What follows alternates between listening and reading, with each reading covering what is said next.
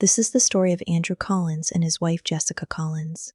They had built something that looked from the outside like a life well lived. A house in a quiet neighborhood outside Portland, 2 cars in the driveway, dinner at 7 most evenings, and a kind of companionship that had settled over 11 years into something closer to habit than hunger. Andrew loved Jessica in the way that people love things they have stopped noticing, completely and without awareness. Jessica, for her part, had spent years trying to articulate a feeling she could never quite name, not unhappiness exactly, but the particular ache of a woman who suspects she has been slowly disappearing inside her own marriage. What unravels between them is not the result of one catastrophic failure, but of 1,000 small moments where neither of them chose to look directly at the other. This is a story about attention, who gives it, who withholds it, and what people do when they finally decide they deserve more of it than they're getting. The kitchen smelled like coffee and dish soap on the morning Jessica first said she needed space. Though she didn't say it then, she said it 6 weeks later, in the living room, on a Tuesday. That morning, she only stood at the counter with her mug and watched Andrew eat his toast and scroll through his phone, and something moved through her expression that he didn't see because he wasn't looking. Andrew Collins was 41 years old and worked as a civil engineer for a mid-sized firm that designed bridges and drainage systems for municipal contracts. He was not a cold man. He was, in many ways, genuinely good, patient with colleagues, thoughtful with money, the kind of husband who remembered to change the furnace filter and renew the car registration before it was due. What he lacked was not love but presence. He had a way of being in a room without occupying it, of hearing Jessica speak without absorbing what she said, of responding to her in ways that were technically correct but emotionally hollow. Jessica had noticed this quality in him long before she had a name for it. In the early years, she had mistaken it for steadiness. Later, she understood it as distance. She was 38, a graphic designer who worked from a converted bedroom at the back of the house, and she had, without fully realizing it, built her interior life almost entirely alone. She read books Andrew had no interest in. She had friends he'd met only at parties. She laughed at things he found puzzling. They had learned, as long married couples do, to exist in parallel, not unhappily, but separately. Ryan Mitchell entered her professional life 14 months before she asked for a break.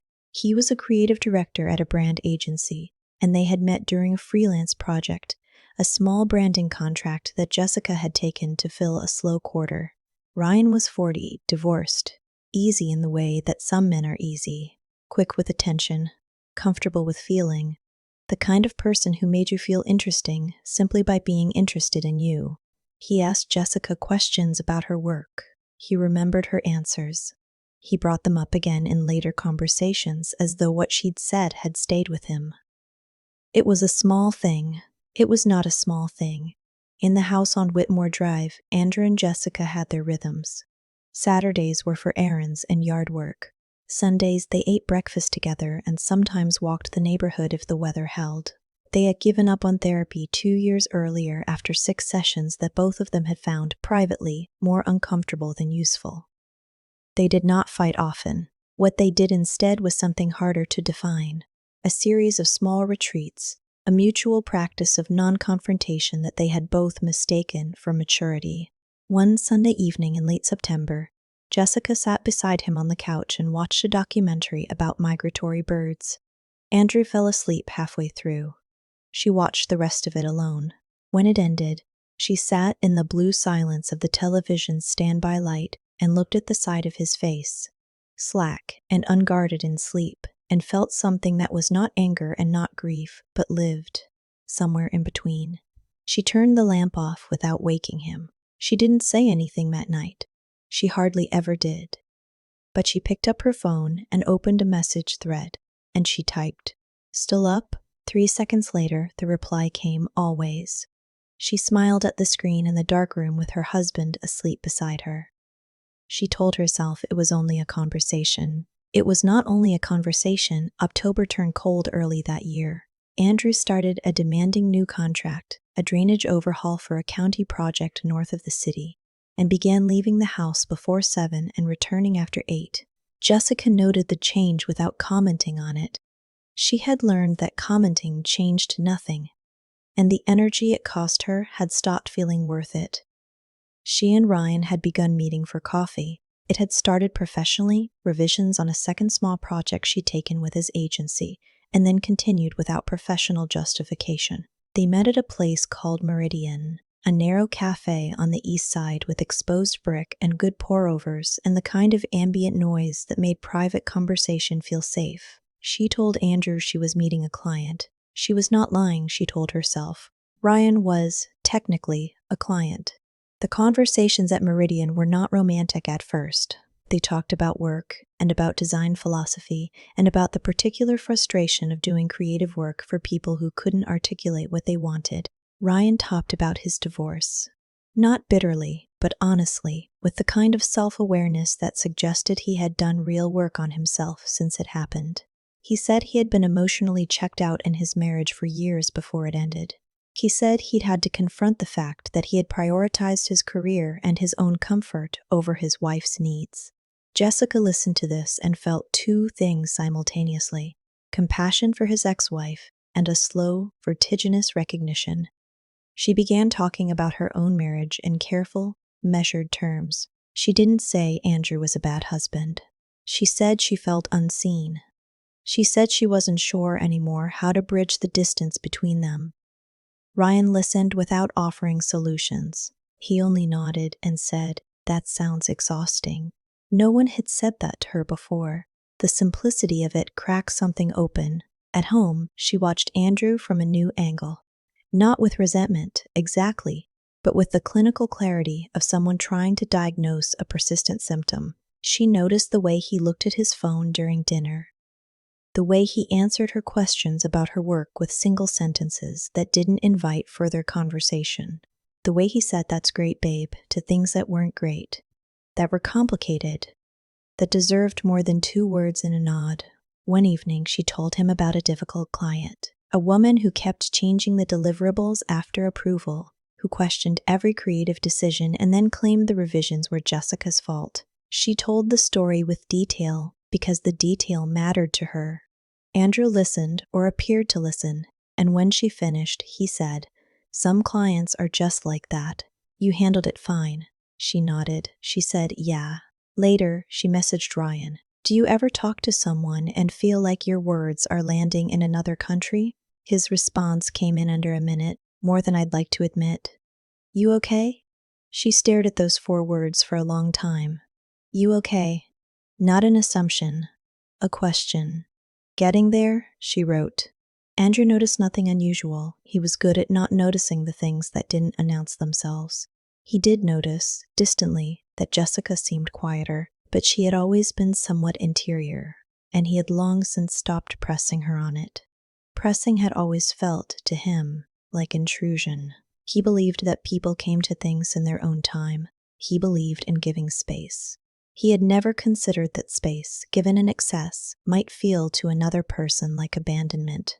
Then, in a conversation Jessica had with a friend over the phone one Saturday, a conversation she had in the kitchen while Andrew was in the garage, she said something that lodged in her own chest like a splinter. "I don't know," she said.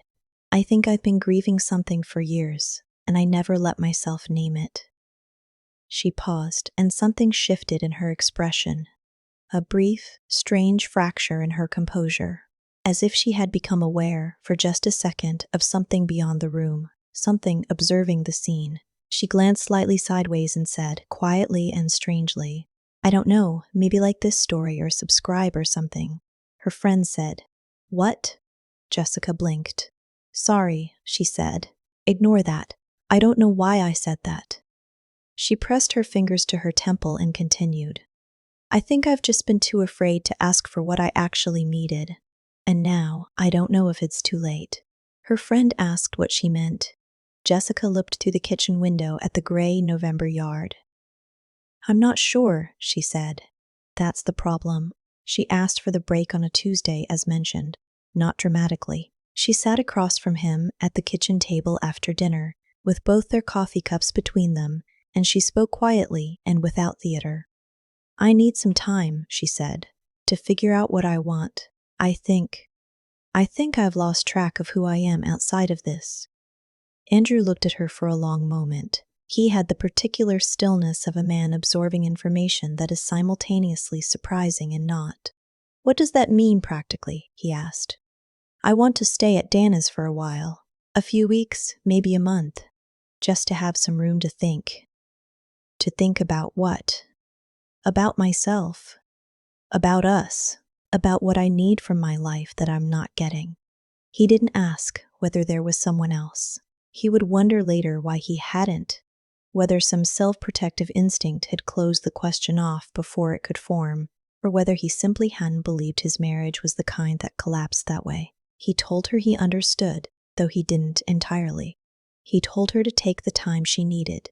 He said he'd be here. She left 4 days later with 2 bags and the slightly overlarge casualness of someone managing their own guilt. What she did not know was that Andrew had spent those 4 days thinking. He was not, by nature, a suspicious person. But there was something in the way she'd asked, a practiced quality to the words as though they'd been arranged in advance, that saddened him uneasily. He called his friend Marcus, who had gone through a divorce 2 years prior, and Marcus said something that settled in him. The cleanest stories usually have the messiest reasons. He found the investigator through a referral, a retired Portland PD detective named Carol Fairbanks, who did domestic work with a clinical, businesslike discretion that Andrew found perversely comforting. He told her what he wanted. She told him what it cost and what it could produce. He wrote the check. What Carol Fairbanks returned to him 3 weeks later was not a dramatic revelation. It was photographs. Time-stamped, Ryan Mitchell's apartment building. Jessica's car in the visitor lot on a Wednesday afternoon, again on a Friday evening. A single image of the two of them outside a restaurant. Not embracing, not kissing, but standing in the particular proximity of people who have crossed the line and know it. Andrew sat with the envelope at the kitchen table, the same table, and looked at the photographs for a long time. He felt something move through him that he could not cleanly name, not rage, not betrayal in the cinematic sense, but a slow, tired unraveling, the sensation of a thing you had been quietly afraid of confirmed. He put the photographs in the filing cabinet in the second bedroom. He did not call Jessica. He did not call Ryan Mitchell. He went to bed. He lay in the dark for an hour and a half before sleeping. When she called him the next morning to check in, cheerfully, innocently, he answered warmly. He asked how she was doing. He listened. He said he missed her. He let her believe that the story was still the one she was telling. Jessica came home 6 weeks after she left. She stood in the hallway with her bags and looked around at the house that had been hers for 9 years, and something shifted in her face that she quickly rearranged. Andrew made dinner. They talked easily, the careful way people talk when they are circling something they have agreed. Wordlessly, not to examine directly. She did not end things with Ryan immediately. She tapered, fewer messages, shorter meetings, a gradual temperature reduction that she told herself was responsible. She understood that what had happened was not sustainable, but she also understood that it had answered something real in her. She didn't think of herself as someone who had done a terrible thing. She thought of herself as someone who had been starving and had, briefly, eaten. The guilt was real, but she had become skilled at situating it beside other things.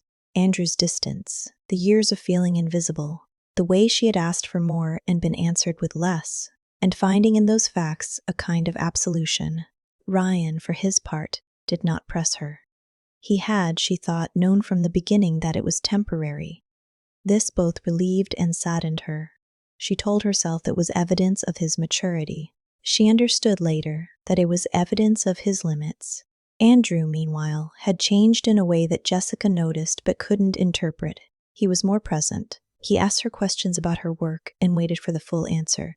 He suggested restaurants on Saturday evenings. He was not performing warmth, or if he was, the performance had a quality so understated that it read as genuine change. She told her friend Dana that she thought the break had worked, that it had woken something up in him. Maybe, Dana said carefully, in a tone that Jessica chose not to examine. Andrew, during those months, moved through his days with the specific clarity of someone who knows something that hasn't yet been said. He was not plotting revenge in any satisfying sense. He was waiting, not cruelly, but with the precision of a man who had decided that the moment mattered. His parents were celebrating their 40th anniversary in February. Jessica's parents would be there, her sister, his brother. The dinner was already planned. He did not spend those months angry. He spent them grief-struck in a quiet and private way that he had learned over a lifetime to keep interior. He thought about the marriage they had actually had, not the idealized version, not the failed version, but the real one, with its genuine tenderness and its accumulated silences and its long seasons of mutual inattention. He thought about his own culpability with an honesty that surprised him. He had not been present. He had given her space instead of engagement and called it respect. He had watched her drift and told himself she was simply self-sufficient. None of that changed what she had done, but it changed how he carried it. He removed the photographs from the filing cabinet one evening in January and looked at them again. He thought about what he wanted, not what he wanted to do to Jessica, what he wanted for himself. The answer came slowly and without drama. He put the photographs in his jacket pocket. He left them there. The anniversary dinner was at his parents' house in Lake Oswego, a large craftsman with a dining room that could seat 12 comfortably. Both families had come. Margaret and Tom Collins, 40 years married, sat at the heads of the table looking quietly pleased. Jessica's parents were there, and her sister Caitlin, who had always liked Andrew in an uncomplicated way. Andrew's brother Daniel and his wife. The table was set with the good china. Andrew had been calm all day. Jessica had noticed, the way she noticed things about him now, with a slight attentive anxiety, the way people monitor weather. Dinner passed warmly. His father made a short speech about marriage. He talked about the years that had been hard and about the decision, made again and again, to stay. He was not a sentimental man, and so the speech landed with particular weight. Jessica squeezed Andrew's hand under the table. He let her. It was during dessert that Andrew set his fork down and said calmly, "I'd like to say something if that's all right." The table turned toward him. His mother smiled. Jessica's expression was careful. "I want to say something honest," he said. "Not for drama, just because I think the people in this room deserve to know where things actually stand." A new quality entered the silence. He looked at his parents, then at Jessica's, then briefly at Jessica. "Jess and I have been having a hard year," he said. "And I spent a lot of that year trying to figure out what was mine to own in it." He paused. "I wasn't present. I know that. I was here, but I wasn't paying attention, and that's a real thing that I failed at." Jessica was very still. "But some things happened this year," he continued quietly, "that I need to be honest about. Because I'm tired of carrying it alone." He didn't take the photographs out of his pocket. He had decided, sometime in January, that he didn't need them. They were facts. Facts didn't require staging. "I know about Ryan," he said. The name landed on the table like something fragile dropped from a height. Jessica's mother looked at her. Andrew's brother looked at the tablecloth. His father's expression didn't change. Jessica's face moved through several things in rapid succession. Shock, then the beginnings of denial, then something that collapsed inward, a caving. She said, "Andrew, I'm not angry," he said, and he meant it, and it was somehow worse for being meant. "I've been angry. I'm not anymore. But I need everyone here to understand that I'm not pretending things are fine, because I've been pretending for months and I'm done." The room was very quiet. His mother touched his father's hand on the table. "I think," Andrew said, "that we're not going to make it." He looked at Jessica directly, not with cruelty, but with the exhausted, unwavering clarity of someone saying a true thing. "I think we both know that, and I think we've known it for longer than either of us admitted." Jessica's eyes had filled. She didn't speak. "I loved you," he said. The past tense sat in the air like smoke. No one at the table said anything for a long time. His father finally nodded, not in approval of the revelation, but in the quiet recognition of a man who understood that some things could not be kept quiet and still survive. Later, in the cold of the parking lot, Jessica stood by her car while the others said their goodbyes inside. Andrew came out alone. They stood several feet apart. The night was clear and sharp. "You could have told me sooner," she said. Her voice was not accusatory. It was tired. "I know," he said. "Why didn't you?" He thought about it, not performing the thinking, but actually considering the question. "I think I wanted to know what it felt like," he said, "to be the one who knew something and didn't say it. You'd been doing it for a while. I wanted to understand what that was." She absorbed this. She looked at the ground, then at the sky. "I'm sorry," she said. "I know you are. Not just for Ryan," she said. "For all of it. For the years before that." He nodded. He believed her. It did not change anything. He said goodnight. He walked to his car. She watched him go. She stood alone in the parking lot for a while after his taillights disappeared. The cold worked through her jacket. She thought about who she had been inside that marriage and who she had been outside of it, and whether those two women could ever be reconciled into one person she recognized. She didn't have an answer. She drove home through empty streets to a house that was hers now. Entirely. Finally.